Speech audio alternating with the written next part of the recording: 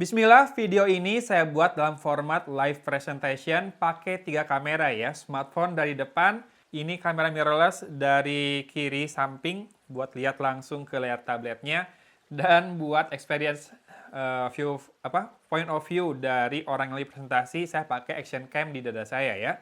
Jadi yang akan kita bahas hari ini adalah sebuah tablet baru dari Infinix, namanya Infinix Xpad Edge, yang mungkin teman-teman rada ngerasa aneh, kok Infinix jual tablet kayak gini. Kita bahas satu persatu, tenang ya. Tapi masalah harga saya akan bahas di belakang, memang karena itu mungkin jadi deal breaker buat sebagian orang. Mungkin ada baiknya kita kupas dulu apa yang hendak Infinix hadirkan melalui tablet mereka yang baru ini. Jadi, Infinix Xpad Edge ini punya layar yang lebih besar ya dari semua tablet Infinix sebelumnya dengan dimensi layar 13,2 inci. Jadi, feels-nya udah kayak laptop lah ya, laptop PC, tapi dengan bobot yang lebih ringan dan juga buat penggunaan yang sama lebih ringan. Tenang, dalam paket penjualannya sudah dapat keyboard case seperti ini, jadi kamu tetap kelihatan lebih ke arah kerja gitu ya kalau pakai tablet ini. Dan punya kelebihan atau keunggulan karakter baru dari Infinix di seri Edge ini adalah bodi yang tipis, sekaligus bezel layarnya juga tipis ya. Jadi dengan tren WFA saat ini, work from anywhere bisa dari kafe, dari rumah, atau dimanapun, kamu punya looks yang gak malu-maluin pas dibawa ke kafe, ke mall, atau kemanapun kerja pakai tablet ini. Dan ingat, ini sudah 4G, jadi kamu nggak perlu minta terus password WiFi di suatu kafe, di mana raja tablet sebelah itu pas saya lihat live di official store-nya bilang kalau semua tablet mereka itu WiFi only. Tapi 4G kok Snapdragon 685 sih? Nah itu mungkin jadi pertanyaan teman-teman ya ketika tahu spek teknis dari Xpad Edge ini. Jadi ini memang hanya buat pekerjaan ringan semata, semisal scripting. Kalau saya seneng banget sih ngetik di tablet ya, jadi bisa ngetik di bagasi, di parkiran sekolah pas lagi nunggu anak pulang. Kemudian buat bikin slide atau deck presentation kayak gini, sekaligus buat ditunjukin atau dipresentasiin ke orang yang kamu butuhkan ya. Bukan pakai proyektor, tapi liatin langsung di layarnya pas kamu hadap-hadapan di sebuah kafe atau di meja gitu, bisa pakai tablet ini. Kemudian buat korespondensi, balas-balas email, balas-balas pesan, bisa banget. Dan buat cari inspirasi. Ya, kamu cari inspirasi di medsos, dari bahasan orang lain, atau mau streaming dari podcast, ini bisa ya. Sangat-sangat bisa, namanya juga tablet Android. Tapi buat gaming pun ini bisa, meski sekali lagi gaming ringan ya. Kayaknya PUBG Mobile di layar sebesar ini nggak enak deh ya. Jadi bakal pegel. Saya sarankan game-game board atau game kayak Angry Bird. Saya aja malah pas syuting buat main game di tablet ini, keasikan main Angry Bird yang nostalgic banget gitu ya di sebuah tablet. Tapi ingat, Snapdragon 685 sudah 6 nanometer prosesornya, fabrikasinya, jadi harusnya awet untuk baterainya yang 8000 mAh ini. Terus kendalanya apa? Apakah multitasking terkendala? Enggak. Dengan RAM 8 GB sudah sangat oke multitaskingnya, meskipun saya juga nggak berat-berat banget ya. Tas yang dibuka, split screen doang, udah lancar. Kemudian, ya itu mungkin jadi salah satu kendala, karena cuma bisa split screen, 2 layar, rasionya juga rada terbatas, tidak ada floating window ya. Di sini tidak ada PC mode. Kemudian kalau kamu mau podcast, bisa. Jadi kalau kamu pakai smartphone dari grup Transsion, bisa di mirroring layarnya di tablet ini. Cuma memang agak nge-lag tergantung kondisi jaringan WiFi di mana kamu bekerja ya. Betul, butuh WiFi untuk bisa melakukan phonecast ini. Misal pas saya syuting di studio ini yang agak jauh dari router, kerasa banget nge-lag-nya. Tapi kalau lagi dekat router, ya nge-lag-nya lebih tipis lah ya. Mungkin juga efek dari prosesor 685-nya. Tapi pas saya sentuh-sentuh layar tablet saya buat kontrol smartphone-nya sih sangat responsif. Kemarin pakai Infinix Note Edge ya. Malah tampilan di tabletnya, tampilan mirroring-nya yang rada telat. Oh iya, satu lagi. Ini adalah kendala saya pas phonecasting.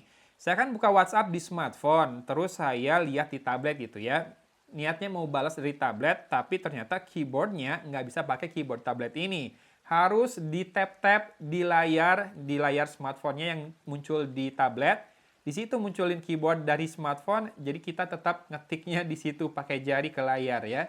Rada kurang enak, mungkin harusnya ini jadi pertimbangan nih. Phonecast-nya harusnya bisa pakai input dari keyboard tablet juga. Karena fitur yang sama ketika saya coba di laptop dari grup Transsion buat ke smartphone yang sama bisa pakai keyboard laptop tersebut. Ngomong-ngomong keyboard, mungkin satu-satunya kendala dari keyboard ini adalah touchpad-nya yang nggak bisa otomatis mati pas kita lagi ngetik. Sering banget kesentuh jadi kursornya pindah pas lagi ngetik.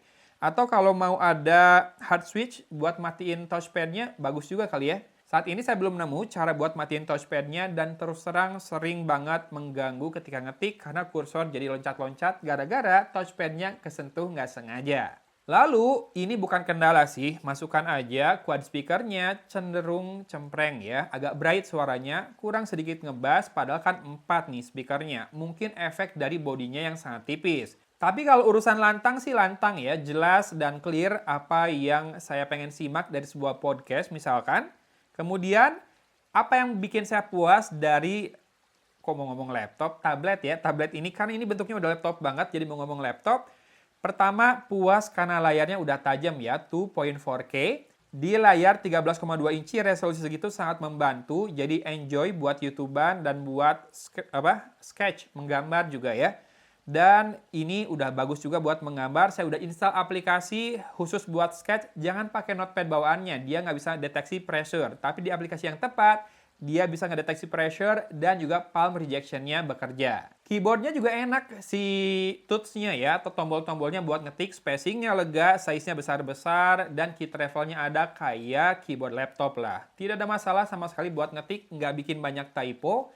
Tadi aja masalahnya paling soal touchpad. Dan yang nggak kalah penting, casing-nya ini modular. Kalau kamu lagi nggak butuh keyboardnya, bisa case yang ininya aja ya, yang si tabletnya aja, walaupun jadinya nggak ada pelindung layar. Nah, soal pelindung layar, di dalam paket penjualan disertakan anti gores biasa, silahkan pasang dengan berbagai resikonya. Kalau saya sarankan sih, mending beli anti gores hydrogel yang matte atau yang paper-like sekalian kalau kamu mau coret-coret atau gambar ya. Karena ini layar besar kayak gini, reflektif, kalau kamu pakai di cafe outdoor, pasti bakal sering ngeluh dengan pantulan cahayanya. Sekarang kita bahas harganya deh ya. Menjelang penutupan video ini, 4,5 juta rupiah, tapi kan sudah 4G. Jadi kalau nggak butuh 4G, skip aja. Banyak banget tablet di rentang harga segitu yang Wi-Fi only, tapi punya banyak kelengkapan yang menarik. Sama-sama dapat keyboard, kadang ada yang dapat pen juga.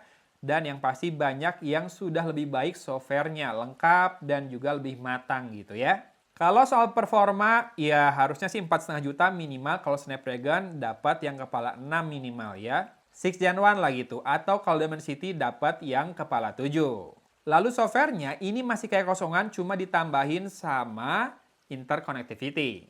Interconnectivity ini bakal jadi jualan brand-brand di tahun-tahun ini ya. Ini bagus, sudah ada di Infinix juga. Gunanya apa? Kan kalau WhatsApp bisa ada WhatsApp web di laptop atau di PC.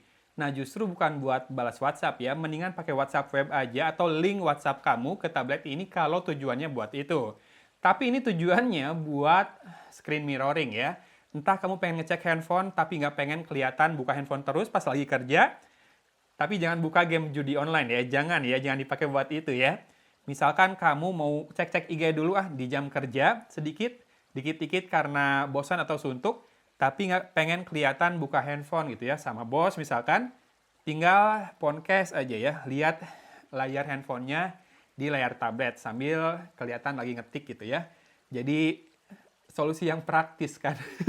Rada cheating sih, tapi ya kalau tujuannya buat meningkatkan produktivitas nggak apa-apa. Sama satu lagi, ini juga bisa jadi secondary screen atau monitor buat laptop Windows yang dari grup Transsion ya. Ada fiturnya di sana, cuma nggak saya coba.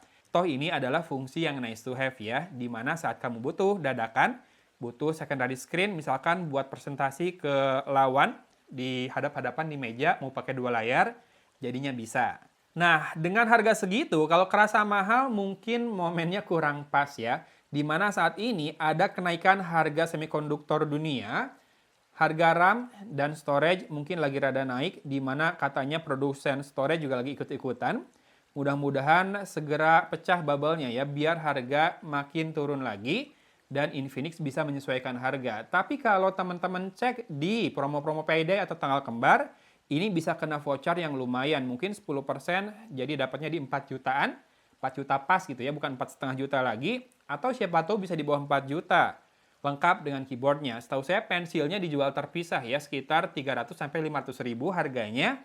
Atau kalau budget kamu tetap nggak masuk, silakan coba Infinix XP 20 atau 20 Pro. Sama-sama dapat keyboard case, tapi kalau harus ada pennya, mungkin yang Pro ya.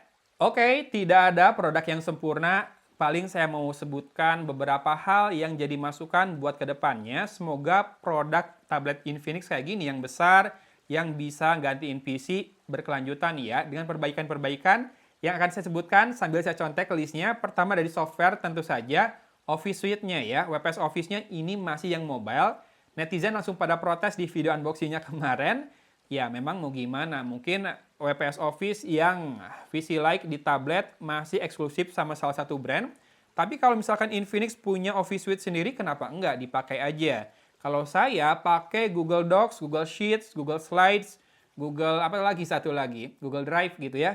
Itu udah sangat cukup untuk pekerjaan saya. Mudah-mudahan nanti ada perbaikan ya dari Infinix biar bisa mengakomodasi kebutuhan teman-teman di sebuah sebuah tablet yang menggantikan laptop. Lalu peningkatan powerhouse biar makin kenceng ya, multitasking, interconnectivity, dan lain-lainnya. Ya mungkin nanti efeknya ke harga, tapi gimana Infinix lah mengemasnya biar tetap laku di pasaran. Kemudian touchpad, kalau ini sih harusnya hal yang mudah dilakukan oleh Infinix. Entah ngasih update, oh enggak, keyboardnya nggak bisa pakai update ya. Gimana dong caranya? Pokoknya si keyboardnya ini bisa matiin touchpad-nya manual atau ada settingannya otomatis ketika lagi ngetik ada keyboard touch di keyboard yang lagi dipencet, itu touchpad-nya tidak mendeteksi apa-apa. Ya jadi kayak palm rejection di layar lah ya gitu ya. Kalau itu udah bisa, udah keren banget sih. Buat ngetik pasti lebih enak lagi. Dan mudah-mudahan interconnectivity-nya bisa lebih baik, lebih lancar, fiturnya lebih banyak lagi. Kalau mau dicontoh boleh lihat Oculus Connect-nya Oppo yang sangat keren ya. Kemudian, ini buat produk selanjutnya sih nggak mungkin diterapkan di tablet yang ini. Audionya benerin dong, karena Infinix bisa kok sebetulnya. Smartphone-nya Infinix Note Edge itu bagus loh audionya by JBL. Kenapa ini enggak ya? Ini tidak ada branding by JBL-nya, karena ngaruh banget ternyata ketika di-tuningnya sama JBL. Dibandingkan ini yang terlalu bright menurut saya, padahal saya bukan orang yang suka ngebas loh. Tapi segini terlalu bright, rada cempreng, jadi mudah-mudahan perbaikan ini bisa Infinix lakukan di produk selanjutnya. Overall ini sebuah tablet yang sangat kece secara looks, layar, kemudian dapat kelengkapan yang menarik juga, walaupun ya tadi kekurangan dan kelebihannya ada pasti ya, sudah saya sebutkan. Teman-teman yang tertarik dengan tablet ini bisa cek produk yang saya munculkan di video kali ini. Sepertinya ini udah slide terakhir, saya tekan spasi udah nggak ganti slide, jadi saya tutup videonya di sini ya. Hatur nuhun sudah menyimak, dari Kota Cimahi, Agon pamit undur diri. Wassalamualaikum warahmatullahi wabarakatuh.